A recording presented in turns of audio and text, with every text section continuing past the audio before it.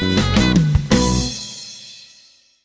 everybody, we are doing a fun exercise today here on Wake Up College Football. We are trying to build our dream Bama beater. We're going to roll the tide. This is what we're going to do. We are going to go across college football. We're going to select different position groups to build a dream team, and we're going to figure out if this team can actually beat Alabama. And yes, Clemson's the defending champion. Yes, Alabama may not always be number one, but they're the gold standard, so we're going to try to beat them, Richard. I'm a gentleman. You have the first pick. We can only take a position group from the school once. Make your first selection. I'm going to look straight into the Here we go. Leviathan. All right. He's got a pick. Out. Show the camera your pick. QB. There it is. Quarterback. Okay. Look at that. So I'm glad we got quarterback out of the way first. Heads up, camera guy Joe. I'm going to take Lamar Jackson. Okay. Because if you want to beat Alabama, you want to break Alabama. And Lamar Jackson is, for me, the perfect quarterback that's going to break Alabama's beautiful machine calculus. Okay. He's going to roll out. He's going to do things off the jump that are going to be improvisational moves. Good. Yeah. You like that SAT word. And I think that is what you need to do to beat Alabama. And it's not like he's a slouch throwing the ball or running the ball. Yes, so we saw it from Johnny Manziel, we saw it from Deshaun Watson. Chad Kelly has that improv ability, the fearlessness. I like the pick. I'm going my pick. Hopefully it's defense. Let's see. We have, this fits in nicely. Offensive skill. Ooh, look at that. Offensive skill. Rolling through the depth chart. You know what I'm going with? Yes. I'm going with Cowboys here. I'm going Oklahoma State. Really? Yes, I like the duo of running backs. I'm a little worried that they don't have that upper echelon tight end like we've seen maybe Evan Ingram in past years. But running back-wise, J.D. King, Justice Hill. Good one, too. The big thing to me is receivers that go over the top. Marcel Aitman, Tyron Johnson, of course, are chunky friends. Yes. In the best possible way. James Washington. Our thick son. So I like the testing deep to open things up, and I think Oklahoma State has the best collection of productive skill talent available. I think it's interesting that you didn't take who I was going to take. I was going to take Penn State had I gotten the skip. Because with Penn State, I think we know about wide receivers. Obviously, we know about Saquon, and we know what Saquon gives you in the return game as well. But I think Mike Gesicki is the X factor at tight end. Clemson, great tight end. Evan Ingram, great tight end with Ole Miss. Jordan Leggett, obviously a great tight end with Clemson last season. Yeah. When you're athletic and you have that extra wrinkle, that extra dimension for any offense, I think you are a good bet to, like we said, break Alabama's perfect calculus and make them account for as many things as possible. And Gesicki is a really good, really athletic tight end. True. So we have ACC and Big 12 on the offense thus far. Make your pick. All right, let's go one more. Here we go. Big money, no whammy, no whammy. What do we have? DB. Ooh, very important. Defensive back. Yeah. I am going to go... I think I'm going to go with the Florida State Seminoles. Okay, explain to me. What do you need in a defensive backfield? I think with this, to match up against an Alabama team, you need raw speed. I think I would be a little apt to take TCU off the jump when you first think about it, but then I kind of look and I say, with TCU, I think I'm more buying into the scheme than the actual parts. Yep. So I'm going to take Florida State because of Travaris McFadden. I'm going to take Florida State because of Derwin James. No brainer. I want talent there in the secondary. And I know that Florida State's defense has not been very good this season. I get it.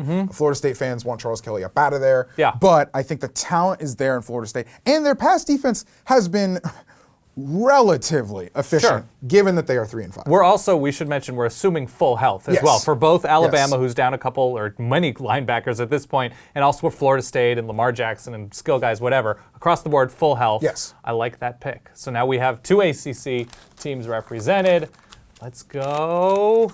I like this. Linebackers. I'm going Georgia. I'm going Georgia. Okay. I considered, you have Malik Jefferson at Texas. Yes. I really like Washington's linebackers. Yes. There's a really good collection of linebacking cores across the country. But I'm going Georgia. I'm going Lorenzo Carter. I'm going Roquan Smith. I like how aggressive and complete they are rushing the passer, in coverage, stopping the run.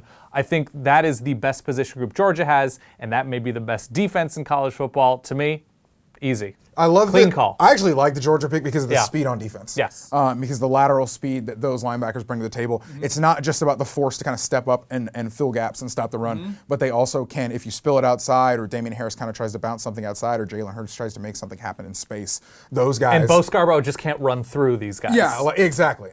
Probably not. I think they're, we'll find out the first weekend of December. But at this point, I like that. Oh man, I can't wait to see who they're going to be playing behind. Surprised you didn't get your guy Josie Jewell at Iowa. Oh, that is nice. But I don't know if the full core is where Georgia's is. Here we go. That's fair. Richard's next pick. That's fair. Defensive line. Here we go. It's almost like you planned it. Give my Georgia linebackers a line in front of them. I'm going to give your Georgia linebackers a line in front of them that consists of Vita Vea and Greg Gaines. Oh, that's right. I am taking the UW Washington Huskies.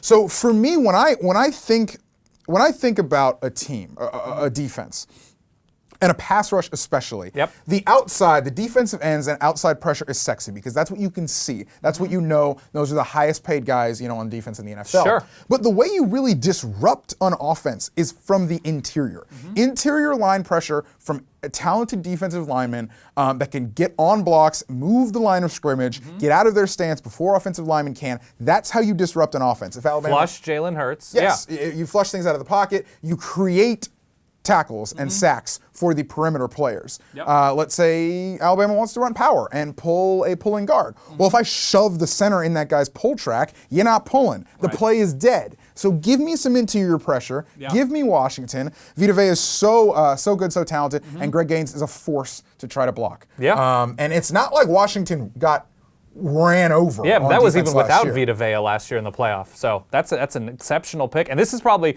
the deepest position group that we had to play with because Ohio State still on the board, Clemson still on the board, Texas A&M, NC State. There's a lot. All right, here we go. I like our defense a lot. I like it a lot. Here we go. Ooh, this is the big one. Staff. Coaching staff. Coaching staff. This to me is actually kind of easy now that you've taken Washington off the board. Yeah. Because I really like, obviously, Chris Peterson and Pete Kwiatkowski, their defensive coordinator. I'm going to go with Dabo. I'm going to go with Dabo. I'm going to go with Tony Elliott and Jeff Scott, the offensive coordinators, and especially having Brent Venables coach Washington's defensive line with Georgia's linebackers behind them. Chef kiss. Chef kiss. Chef kiss. Chef, I'm going to stop doing that, I swear to God. But this to me is a no-brainer. Dabo has beaten them. Dabo has coached a team that has beaten them. Dabo has coached a team that was almost in that position to beat them a couple of years ago. I think they're a complete staff. It's very simple to me. I don't know. I mean, you can go Urban Meyer. I was just going to say probably Urban Meyer. With Greg Schiano and Kevin Wilson, but in big games recently, I'm not right there. Yeah, I mean, I'm not right there with them. Saturday against Iowa was a thing. Not great. Okay. So I guess this is last the last one. pick. I guess it's offensive line. Offensive line. Offensive lineman. That's our last position group. There's some great lines out there. You want me to give you some options? Wisconsin's got a good line, but they haven't played anybody with a Heisman-eligible left tackle. Yeah. Notre Dame has 2 NFL players on the left side, fair. Quentin Nelson and Mike McGlinchey. Auburn has Braden Smith. We don't actually have a lot of SEC other than Georgia on here. That's true. I'm thinking Ohio State here. Okay. I'm thinking Ohio State because of size. Okay. Combined, by average, they are 6'6", 311 pounds. You know who that's bigger than? Me and you, right there. That's not combined. They were 6'6", 311. You know who? And that's a stat that comes from us from 11warriors.com, by the way. Credit where credit is due. Sure. Do you know what that's bigger than? The composite size of the Cleveland Browns offensive line with Hall of Famer Joe Thomas. Yeah. That's a massive offensive line. Guys like Michael Jordan on there, they have a lot of experience coming back. I know that they didn't really acquit themselves well against Clemson last year in that game, but I will take the Ohio State offensive line to fill out our complete unit. Lamar Jackson is very thankful that he has an actual offensive line in front of him. In front of him. So you are doing right by him. Yes. Here's my final question.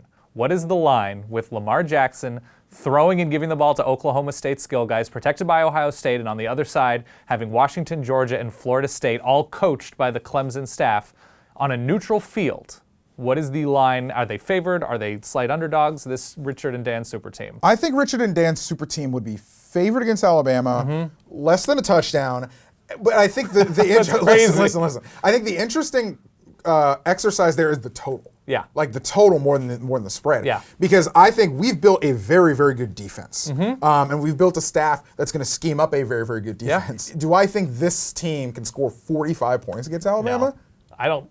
Which is absurd. Yeah, it does. That's absurd. There is some absurdity there. I'm going to say this team is favored by 6.5 points on a neutral field against Alabama. Okay. And that's the team we've built. And I'm pretty proud of it. I think we did a good job, Richard. Yeah. I think we did a fantastic job. Top. In the comments, comment below with your dream Bama beater team. And again, you can't use more than one position group per team across the country and give us the spread. Day. We need a bigger hat for you. I know. There's so much knowledge in that head. Mess up my hair too. Thank you very much for watching. We'll see you soon. Roll Tide.